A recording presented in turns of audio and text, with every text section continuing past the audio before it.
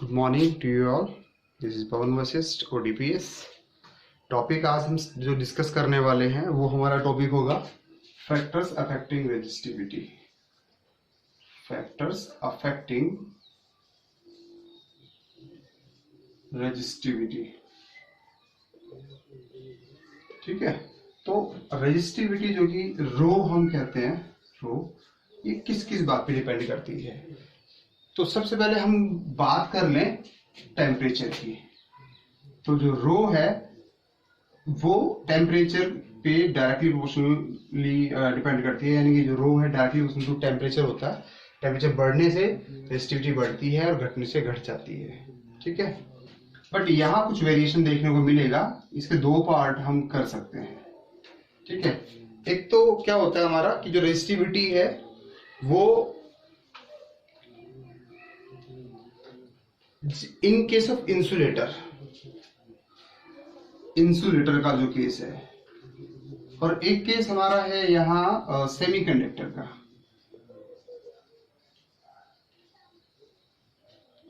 ठीक है। दो केस बनते हैं हमारे। इंसुलेटर वाले केस में तो जब है ही इंसुलेटर ये तो डिपेंड ही नहीं करता टेम्परेचर पे, यानी कि does not depend on temperature. जो रो है does not depend on temperature. But semiconductor वाले केस में ये थोड़ा उल्टा है। सेमीकंडक्टर वाले केस में जो रो है ये डायरेक्टली प्रोपोर्शनल टू 1/टेम्परेचर, ठीक है। टेम्परेचर के इनवर्सली प्रोपोर्शनल है सेमीकंडक्टर के केस में। बट जो नॉर्मल कंडक्टर हमारे पास में है उस केस में ये टेम्परेचर के डायरेक्टली प्रोपोर्शनल होता है। तो ये बात ध्यान रखिएगा, इसकी कभी कभी जरूरत हो सकती है, ठीक है। इसके बाद नेक्स्ट हमारा होगा मटेरियल। जो मटेरियल है उसका नेचर। तो नेचर ऑफ मटेरियल की अगर आप बात कर लीजिए तो उस केस में ध्यान रखिएगा बेटे कि जो रो है ये वेरी करता है मैटर टू मैटर, ठीक है। मतलब कि कोई भी मैटर आपने लिया, उस मैटर में जो रेजिस्टिविटी होगी वो जैसे ही मटेरियल चेंज कर दोगे तो रेजिस्टिविटी भी चेंज हो जाएगी। तो डिफरेंट मटेरियल के लिए रेजिस्टिविटी डिफरेंट होगी। एक बात नोट करने वाली यहां से जो है वो क्या है कि ये डू नॉट डिपेंड, या कहिए आप डज नॉट डिपेंड ऑन, किस पे डिपेंड नहीं करता है, डिपेंड ऑन क्या, कॉन्फ़िगरेशन। जिसपे कि रेजिस्टेंस डिपेंड करता था, लेकिन ये डिपेंड नहीं करता है कॉन्फ़िगरेशन पे। यानी कि कॉन्फ़िगरेशन में क्या आपका आया था, लेंथ, एरिया, वॉल्यूम एटसेट्रा। तो वो अगर चेंज आप कर रहे हो तो रेजिस्टिविटी चेंज नहीं होगी। ये रेजिस्टिविटी चेंज अगर होनी है तो मटेरियल के साथ चेंज होनी है या फिर टेम्परेचर के बदलने के साथ चेंज हो जानी है, ठीक है। तो ये था टॉपिक। इसके बाद हम नेक्स्ट आगे बढ़ते हैं। बहुत ही इंपॉर्टेंट टॉपिक, ये क्वेश्चन कई बार एग्जाम में पूछा हुआ है, तो इस वाली बात को ध्यान से याद कर लेंगे, ठीक है। क्या टॉपिक है, calculation of resistance from IV graph. तो रेजिस्टेंस जो था, रेजिस्टेंस की कैलकुलेशन करनी है फ्रॉम IV ग्राफ, ठीक है। अब IV ग्राफ का मतलब ये हुआ कि एक आपके पास में ग्राफ दे दिया, ये इधर सपोज मान के चलिए I और इधर V, ठीक है। ये है हमारा। अब इस IV ग्राफ में ये एक ग्राफ आ गया है, बल्कि इसको आप AB बोलिए, AB ग्राफ है। अब इस AB ग्राफ के लिए हमें पता लग रहा है कि इधर की ओर हमारा चेंज क्या हो रहा है, इलेक्ट्रिसिटी चेंज हो रही है, ठीक है। और इधर की ओर वोल्टेज चेंज हो रहा है, यानी कि वोल्टेज इधर की ओर बढ़ रहा है, इलेक्ट्रिसिटी में इलेक्ट्रिक करंट इधर की ओर इंक्रीज हो रहा है। तो व्हाट अबाउट द रेजिस्टेंस, कैसा है, कांस्टेंट है। बट कांस्टेंट तो है, लेकिन एक और मैं ग्राफ इसके साथ ही दूसरा खींच देता हूं। यहां ये ग्राफ है, AB ग्राफ तो ये था, ये ग्राफ आपका AC ग्राफ हो गया। तो AB और AC ग्राफ में से किस ग्राफ में रेजिस्टेंस ज्यादा होगा, किस ग्राफ में रेजिस्टेंस कम होगा, ठीक है। इस क्वेश्चन के लिए आपको बात ध्यान में रखनी पड़ेगी यहां से कि जो रेजिस्टेंस है वो इनवर्सली प्रोपोर्शनल टू स्लोप होता है, ठीक है। जो स्लोप होगा आपका उसके इनवर्सली प्रोपोर्शनल है स्लोप के, ठीक। और अगर ये चेंज आप कर दें वैल्यूज, मतलब कैसे, इसको इसकी बजाय आपने ये बना दिया कि इधर ले लिया आपने v और इधर ले लिया आपने i, और तब इसी तरह से दो ग्राफ खींच दिए गए, ये OA ग्राफ, ये OB ग्राफ।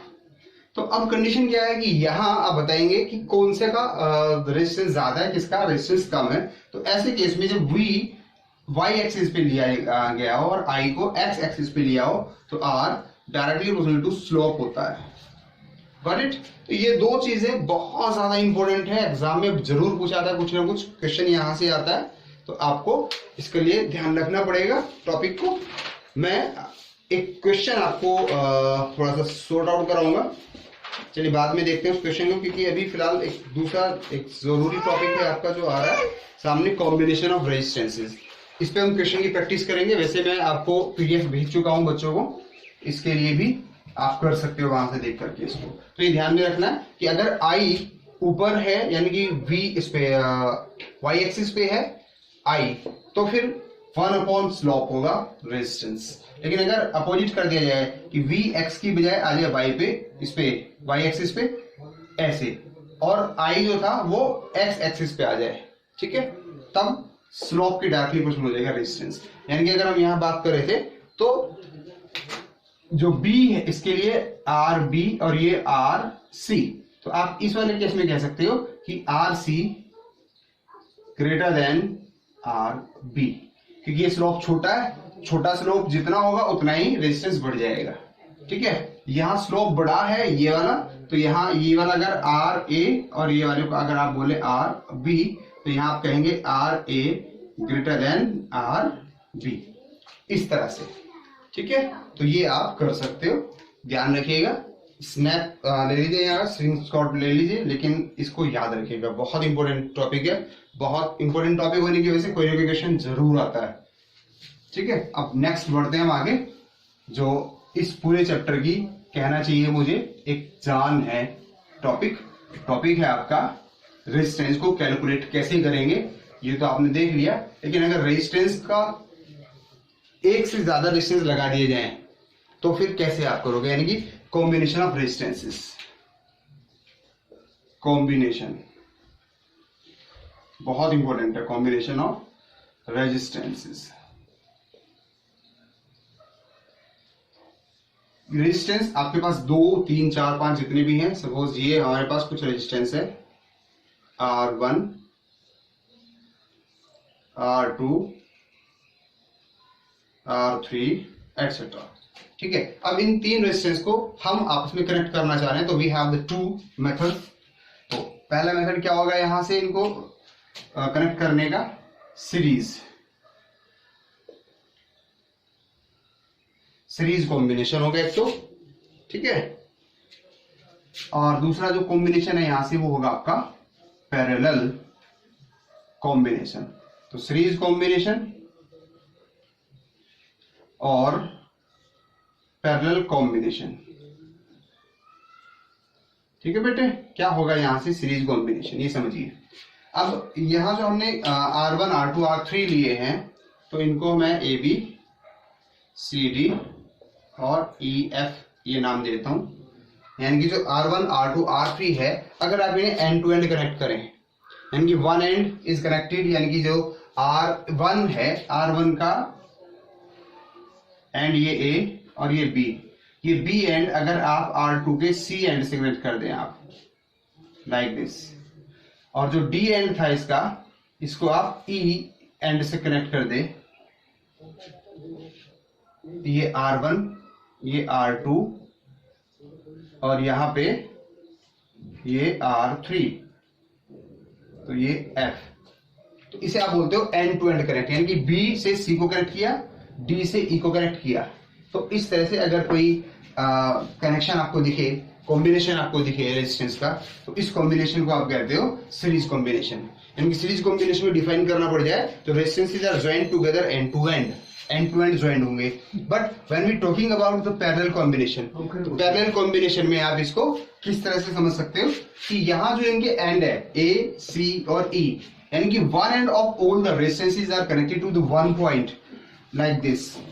ये आपका पहला रेजिस्टेंस R1, ये आपका दूसरा रेजिस्टेंस R2 और ये आपका तीसरा रेजिस्टेंस R3।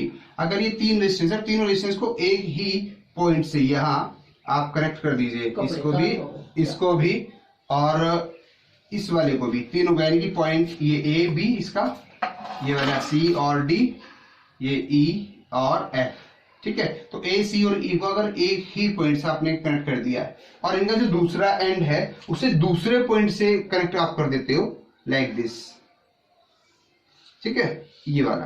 तो अब ये आपका हो गया है सपोज x और y, तो y एंड से आपने कनेक्ट किया b, d और e, f को, जबकि x एंड से कनेक्ट किया a, c और e को, यानी कि जो इनके एंड थे, इन एंड को एक ही पॉइंट से, तीनों एंड को एक ही पॉइंट से कनेक्ट किया, इधर इन तीनों एंड को किसी दूसरे पॉइंट से कनेक्ट किया, तब इनका जो कॉम्बिनेशन है, इस कॉम्बिनेशन को आप कहते हो पैरेलल कॉम्बिनेशन, ठीक है। तो ये आपको समझने वाली बात है यहां से।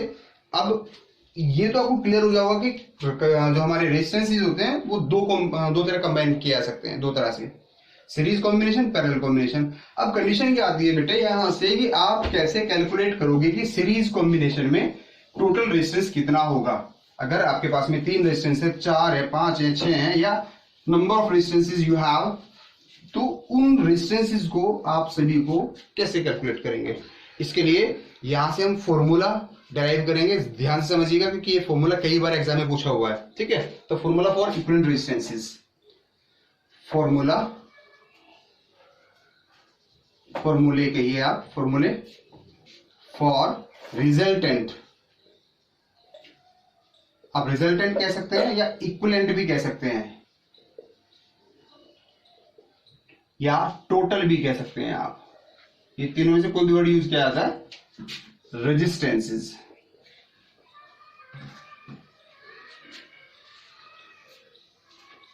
कनेक्टेड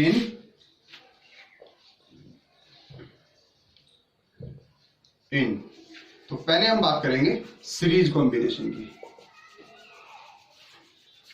अगर सीरीज कॉम्बिनेशन में कई सारे रेजिस्टेंसेस कनेक्ट कर दिया जाए तो उस वाले केस में किस तरह से आप कैलकुलेट कर पाओगे। तो इसके लिए आपको एक फिगर देखनी होगी। इस फिगर में मान के चलिए आपने 3 रेजिस्टेंसेस ले लिए हैं, ये मैंने 3 रेजिस्टेंस, तीनों को कनेक्ट कर दिया है, R1, R2 और R3 को, तीनों एंड टू एंड कनेक्ट हुए हैं, यानी कि सीरीज कॉम्बिनेशन है, ठीक है।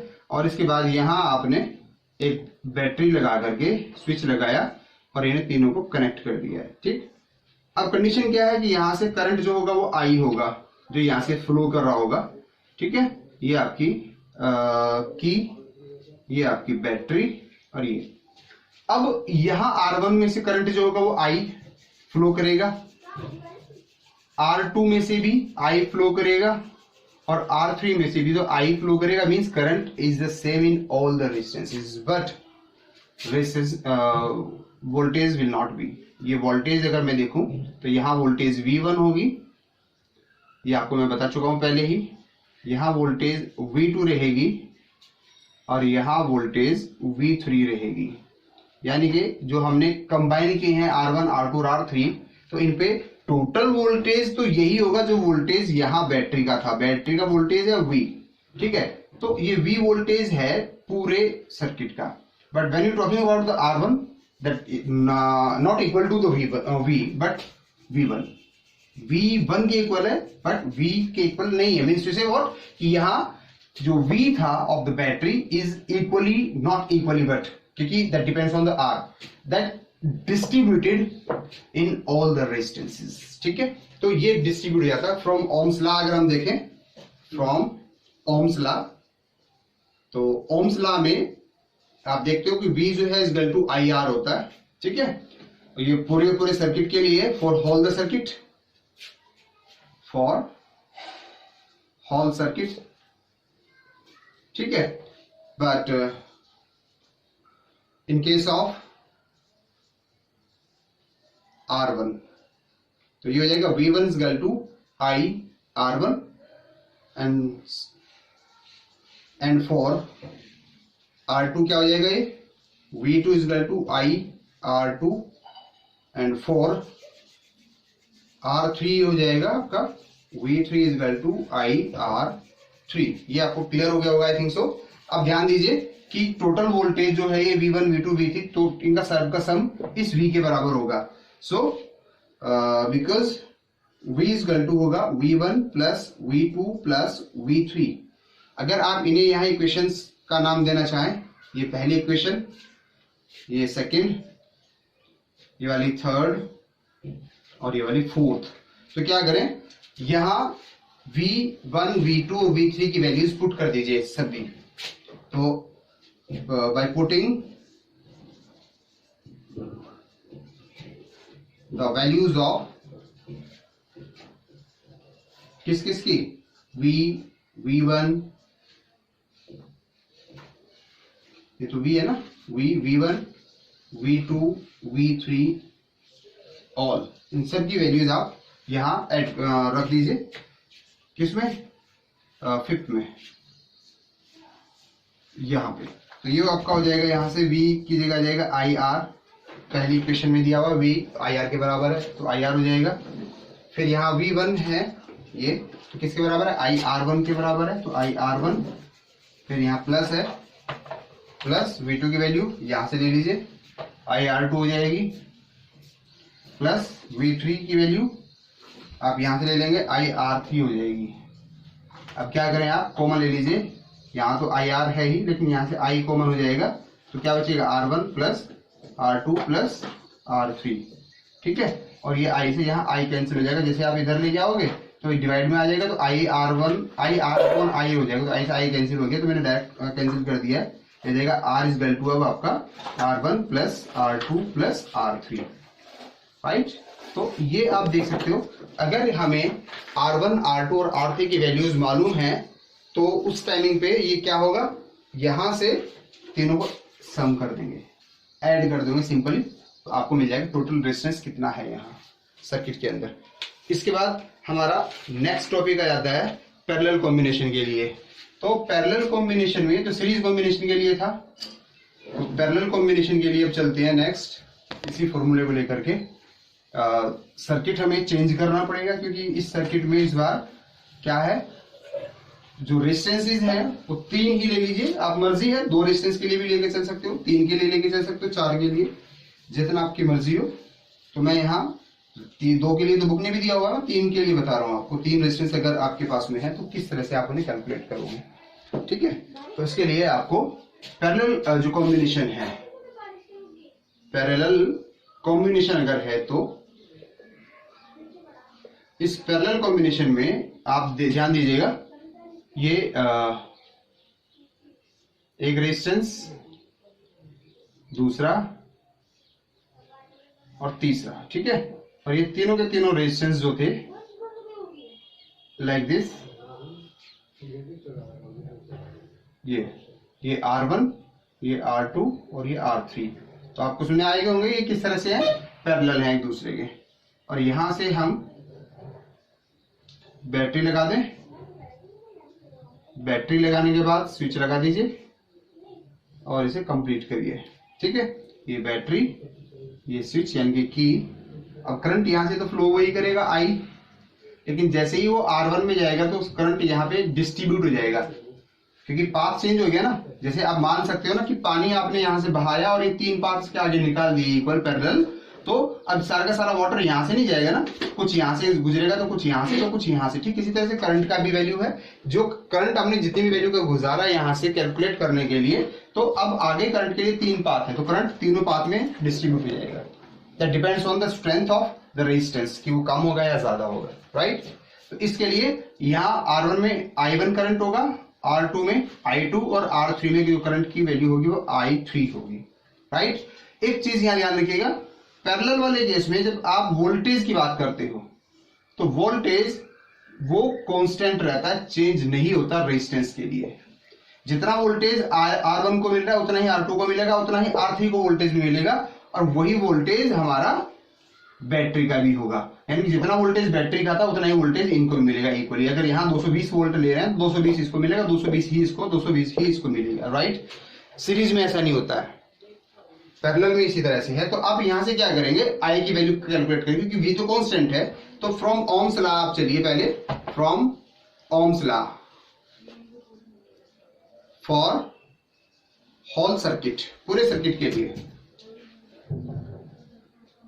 ठीक है। क्या होता है, V is to I R होता है, तो I इज टू क्या हो जाएगा यहां से V upon R. In the same way, ठीक इसी तरह से आपको I1, I2, I3 की वैल्यू निकालनी है। तो I1 के लिए जो वैल्यू होगी वो हो जाएगी V upon R1, V constant है इसलिए ये सेकेंड इक्वेशन।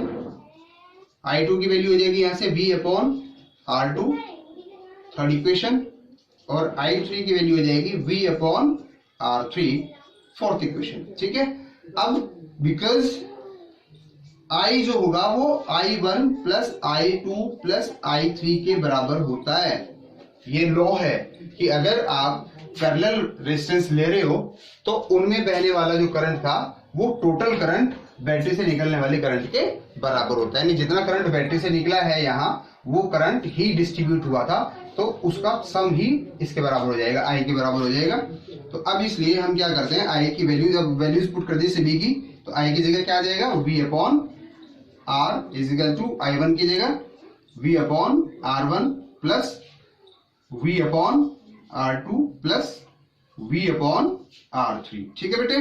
तो ये आया। इसमें आप क्या कर सकते हो कि V तो यहाँ है एज इट इज, और ये आप इसको करिए मल्टीप्लाइड बाय 1 अपॉन R, क्योंकि V अपॉन R को आप ऐसे लिख सकते हो, कोई प्रॉब्लम नहीं है कि V को 1 से मल्टीप्लाई करेंगे तो 1 V हो जाएगा और डिवाइडेड बाय R है ही ये, तो ऐसे लिख सकते हैं। अब यहां से भी इनको भी ऐसे लिख सकते हो, तो इन सभी में 1 अपॉन V सभी में कॉमन है, V सभी में कॉमन है, और ये हो जाएगा आपका यहाँ से 1 अपॉन R1, क्योंकि V तो यहाँ पे आ गया कॉमन, तो यहाँ तो 1 बचेगा, ऐसे यहाँ पे भी 1 बचेगा अपॉन R2 प्लस यहाँ से भी 1 बचेगा अपॉन R3। तो V से जब ये V इधर लेके आओगे तो V अपॉन V हो जाएगा, तो कैंसिल आउट हुआ ये। तो अब क्या बचा यहाँ से 1 upon R is equal to 1 upon R1 plus 1 upon R2 plus 1 upon R3। आप देख रहे हो, इस तरह से आप यहां से क्या निकाल सकते हो, रेजिस्टेंस निकाल सकते हो, ठीक है। तो ये था आपका पैरेलल कॉम्बिनेशन के लिए formula 1 upon R is equal to 1 upon R1 plus 1 upon R2 plus 1 upon R3।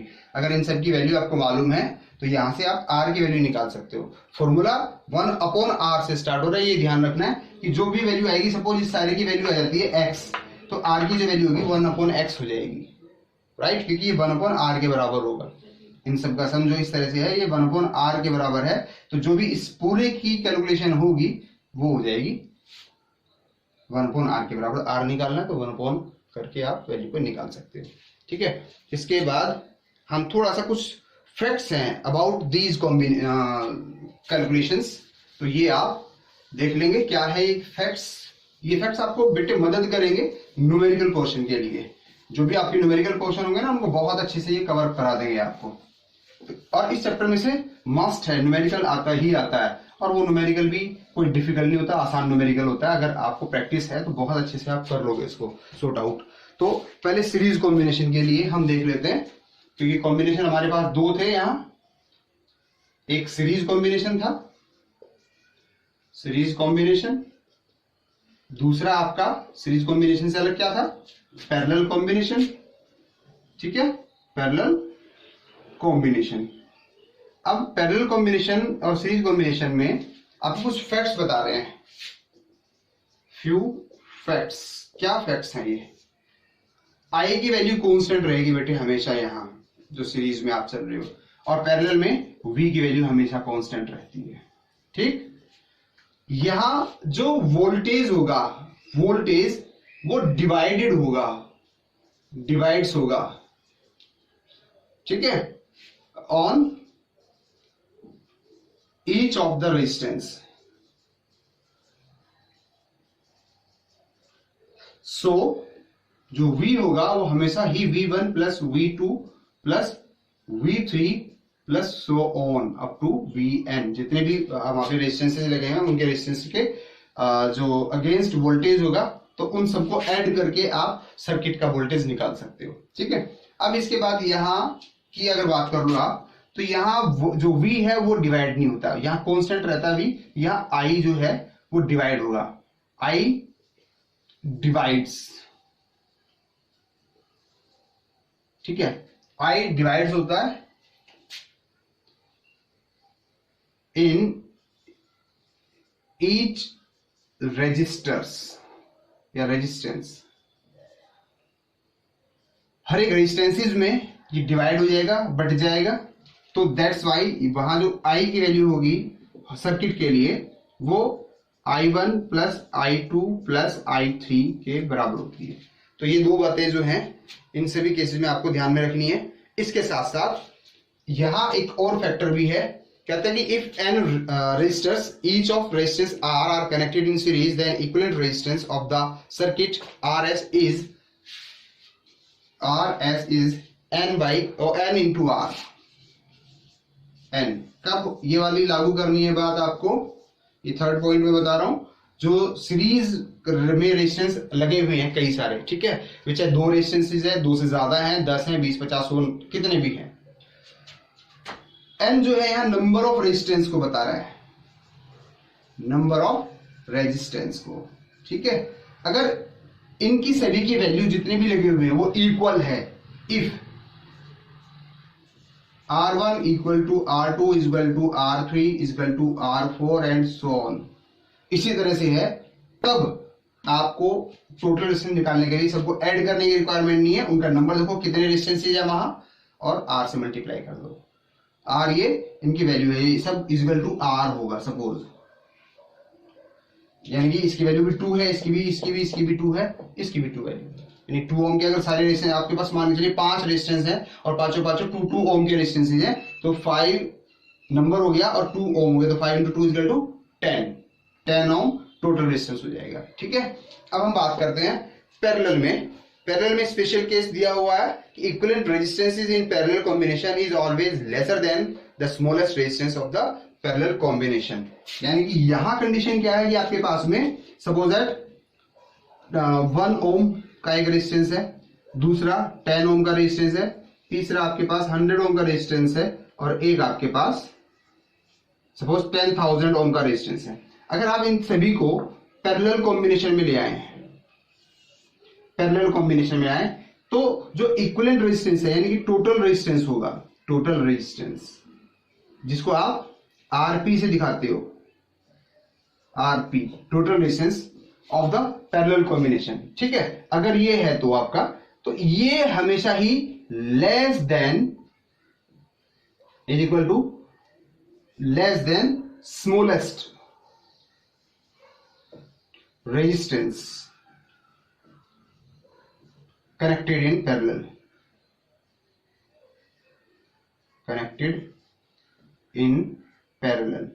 Parallel में जो कनेक्ट हुआ वो कनेक्ट हुआ सबसे छोटा 1, तो जो आरपी की वैल्यू होगी ना वो लेस देन 1 होगी यहां इस वाले केस में। तो ये वाली बात ध्यान रखिएगा कि अगर आपके पास में कितने भी रेजिस्टेंसेज हैं सबको सीरीज में सॉरी पैरेलल में लगा दिया गया है, तो अब पैरेलल में लगाने के बाद जो टोटल रेजिस्टेंस होगा ना पैरेलल का वो स्मॉलेस्ट वाले से भी कम आएगा, ध्यान रखने वाली बात है। तो ये था आपका एक पोर्शन।